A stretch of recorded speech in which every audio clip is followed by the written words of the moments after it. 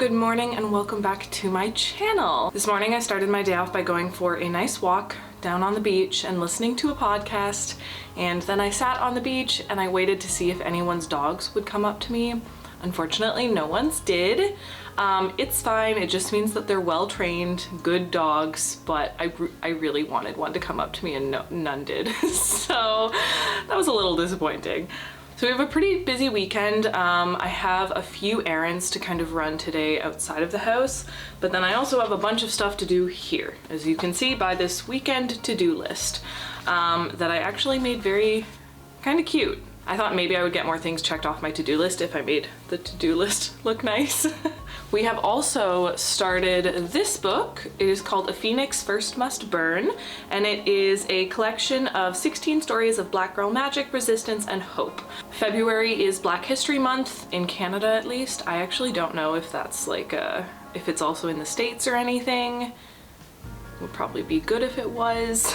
So I am trying exclusively to read books that I have by Black authors, which getting into this in the first place has already shown me that the diversity of my authors is sorely lacking, because I have 6 books here that are books by Black authors, and that's all I could find that I knew were by Black authors. The rest of my books aren't exclusively by white authors, but also there just aren't many books that I have in general that are written by non-white authors, which seems a little unbalanced if you ask me. So I'm going to specifically focus this month on reading books by Black authors. So we're starting with this one, which I am very excited about. I read, it's basically a collection of sci-fi and fantasy short stories written by Black authors. And so far I read one yesterday and I really enjoyed it. So I'm going to be reading that, and then I'm also going to, I already started this book last fall, but I never finished it, and I didn't get too far in it. So it's called Blood Like Magic by Lizelle Sambury. She is here on YouTube, so I will link her down below if you want to go check her out. She has wonderful videos about writing craft as well as the traditional publishing industry. So if you're interested in that, you can check her out below, or check her out to get her book, which I will also be reading this month. And then I've got a whole lineup, so I'm excited about that. Is it a lot to add on top of all the writing stuff I'm already doing? Of course it is. That's what I do. I add more onto my plate. So luckily this weekend we've only got a little bit of classwork to catch up to, but I have to make sure that I actually do catch up to everything. I have a podcast still to listen to and a couple assignments to do. And this weekend is the weekend of alpha reader feedback. I have to go through all of that, start to sort of organize that and get started on it, which I'm very excited for. Everyone has been really nice so far, which is great, and I've seen some really helpful feedback. So I'm excited to kind of dive into that today. We also have to pack up and send out the giveaway winner prizes because all of that stuff finally arrived this week, and I think I have enough boxes to pack those and send them out. And then I posted a list of video ideas that I had basically been brainstorming. I posted that list to Patreon and I was like, hey friends, what sounds interesting from this list? And a few people responded and mentioned some that they would like to hear about. So I think in this video I'm going to talk a little bit about my writing background, which it's really not that much, but I think it's still important to mention the writing that I have done in the past, just to like give you a good idea of, you know, what I'm doing, because I have written my whole life, but I haven't really formally been involved in it. So we're going to talk about that a little bit later in this video and kind of just go over all of the things that I've done in my life that I think contributed to getting me to the point where I'm now able to write a novel and actually dive into that process from beginning to end. So we're going to talk about that a little bit, and I think that's all I have to update you on. I should probably get started. Oh, I watched Arcane on Thursday. Like, I watched pretty much all of it on Thursday. I finished it Friday morning. I finished the last episode Friday morning. If you haven't gone and watched Arcane on Netflix, please go and watch it. It is incredible. The artistry of that animation I adore it. I love it. It's like watching a super vibrant watercolor come to life, and every frame of that show is like a beautiful cinematic masterpiece. I absolutely loved it. The fight scenes were incredible. Strong, badass female main characters that were so deep, and their characters were so well developed, and I loved them with my whole heart. You should go watch it. That's all. I have to get to work now.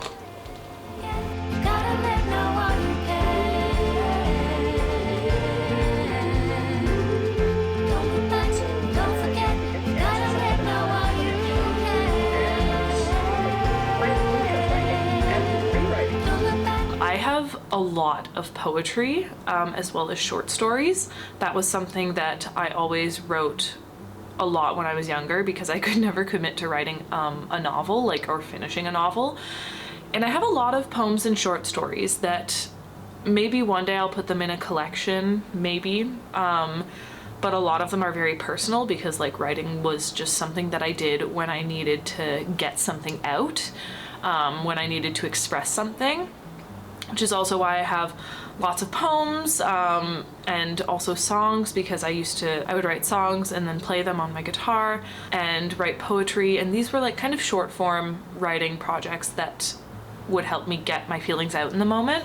And that's something that I've been doing since I was truly a child. I had a teacher when I was in grade 3, and every single morning he played guitar for the first 30 minutes of class. So every single morning he would play guitar and we would sing lots of old songs by Neil Young and the Beatles and Great Big Sea, and just some of my favorite songs to this day. And we would listen every single morning, and we all had our own songbooks so that we could sing along and read the chords as he played for us. And this is how every single day in grade 3 started for me, which was just incredible. And I mean, that is why when I started learning guitar and also writing more of my own songs, which I had done before that a little bit because my father is a guitarist and a musician. That was when I started really, really writing songs and poetry as well. Lots of things just started as poetry or started as songs, and then I converted to poetry. They're really one in the same. One's just follows a little bit of a different structure. And then when I started reading more, I started writing short stories more so. So a lot of my poems kind of turned into short stories or very poetic sounding short stories. And then I think I mentioned it before, it was probably around grade 4 or 5 was when I started writing my first novel. It was called Tatiana and the Blue Rose Pixie. And I remember I wrote this entire novel and finished it at about, I must have been 10 or 11, I think. And that was the first time, and the only other time besides the one that I finished this past year, that was the only novel that I ever finished. So that was kind of the very young childhood experience of me writing, any writing experience that I had. I read so many stories. Every single summer before I started working when I was a child was spent pretty much sitting in a chair or in the backyard reading books.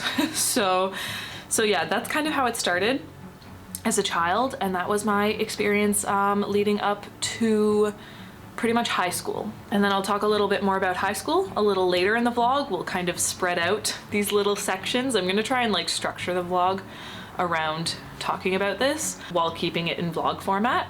All right, I have to get ready to go. I actually have to go and see an apartment, which we will talk about in later vlogs. First, I need to do a tiny bit more work, and then we're gonna go and see an apartment.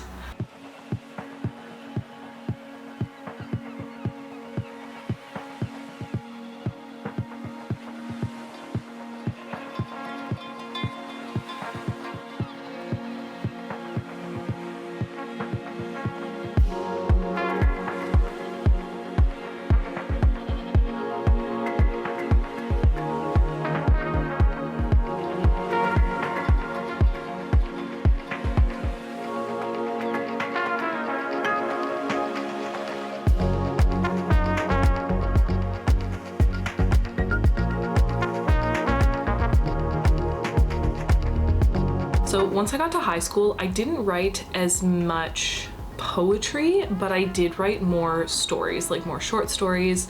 I started and basically outlined more novels, but didn't actually write them or finish them. There are probably, I'd say 3 or 4 main ones that I can think of that I kind of outlined and I was raring to go. And then I just didn't finish them. And that was over the course of high school. And then I was still writing poetry as well as songs because that's just kind of been a constant, but I didn't write quite as much of that during high school.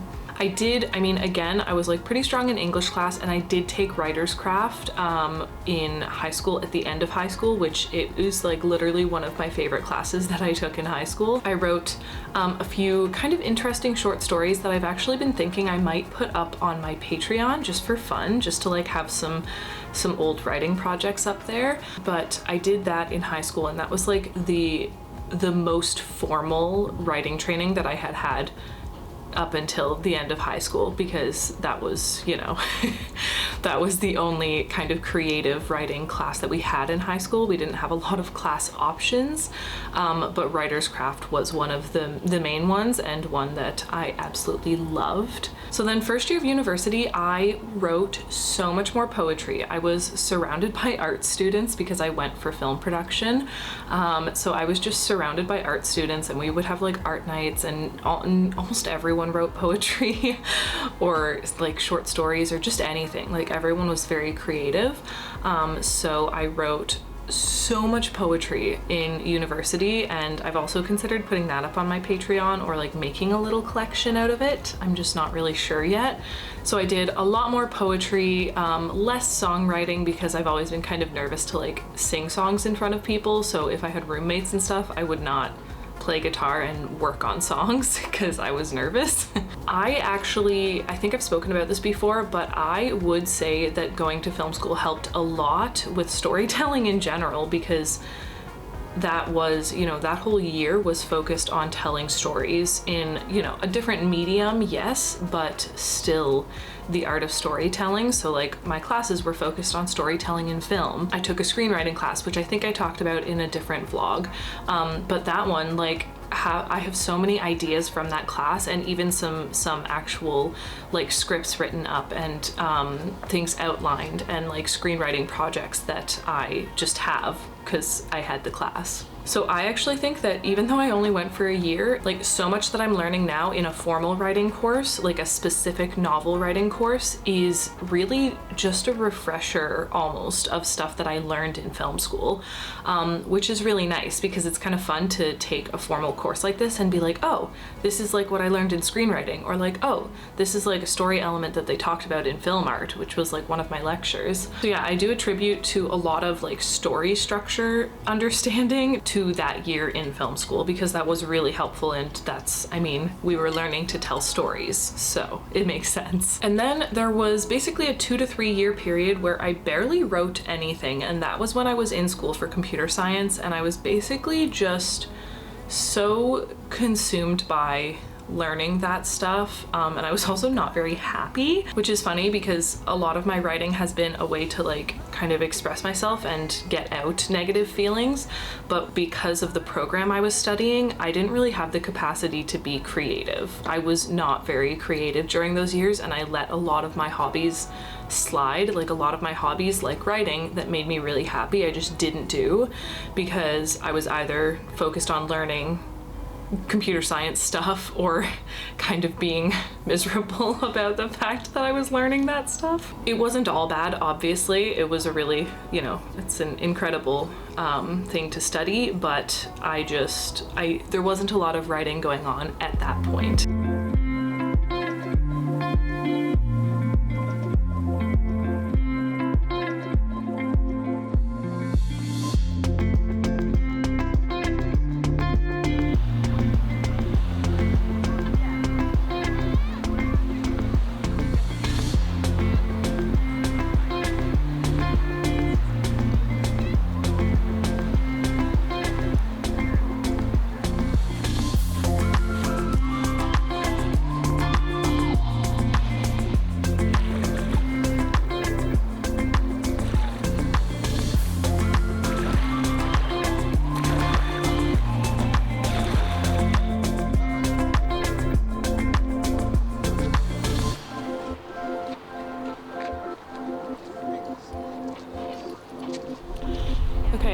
It's not too dark, but I thought it would be nice to come down to the beach and film the last bit of this vlog on the beach. I didn't think about how many people there would be. That brings us to now. So like I said, throughout the rest of university, I didn't really do much as far as writing went, because I was doing computer science. And then right after university, I switched to doing acting stuff. So obviously when you're taking acting classes, you learn about how to create characters and how to make yourself into these characters. And you also learn about how to tell stories through the eyes of the character. And you also learn how to kind of read about certain stories and break down scripts and understand how to create character arcs in, the span of a very short script, which I think helped immensely. And I honestly think that played a really, really big role in me understanding at least characters. All of those acting classes, I think, really helped. And now this class that I'm currently taking, which I'll link down below, I'm pretty sure you can take it no matter where you are since it's virtual. This particular one is with UBC, which is here in Vancouver, and it is specifically a course for writing a novel. So it's like a continuing education course. So it is geared towards creating an outline and then writing a first draft and then editing and revising and querying or self-publishing. So this is the first formal creative writing class that I have taken that is so directly focused on actually creating a novel. Beyond that, I did start watching Brandon Sanderson's creative writing classes. He has them for free on YouTube, which I will also link below. So I was also doing those lectures, which have helped a lot as well. So I'm almost finished those, and I'm also going to make a video dedicated to Brandon Sanderson's creative writing lectures because they've been wildly helpful, especially because they're fantasy genre focused, which has been great. But yeah, so after school was finished, I just had a lot of acting classes, and now this novel writing class, which I'm finishing up the editing and revising portion, and I'm going to move on to the, I'm going to restart the course basically and do the creating an outline and then drafting, so writing the first draft part of the course. And then once I'm done that, I'm not sure what else I'm going to do. I think I'm going to take a break to work on my manuscripts after I finish that, and then I will probably take another course at the end of the year because I want to make sure that I'm continuing to learn. I also have a bunch of craft books that they've kind of given us through the course that I'm taking now and that I've found through AuthorTube. So I have a bunch of craft books to start reading and learning from, so that is how I'm going to also keep learning. But yeah, that is the breakdown of my writing experience. It's very all over the place, and it mixes a lot with just general storytelling experience, which is something that I've been doing my whole life through acting or film or like video production, poems, short stories, and now novels. I kind of am just always storytelling. All of these little bits and pieces of different mediums and different kinds of storytelling have eventually gotten me to the point where last year I could finish my first official manuscript, besides the one when I was 11, because that one doesn't really count. So yeah, that's all of my writing experience. I didn't want the video to be too long, but if you want me to go more into depth about any of the types of writing experience that I got over my lifetime, please let me know, and I will definitely expand on anything you want to know about. And that got us up to the point that we're at now. I hope that you enjoyed this video. I do think I'm going to post some of my short form work, so either poetry or short stories, to my Patreon. So if you care to check those out, you can follow the link to my Patreon in the description box. But yeah, thank you so much for watching. Give the video a thumbs up because I sat out here and I was very brave. Thank you so much for watching. Don't forget to smile, and I will see you in the next video. Bye.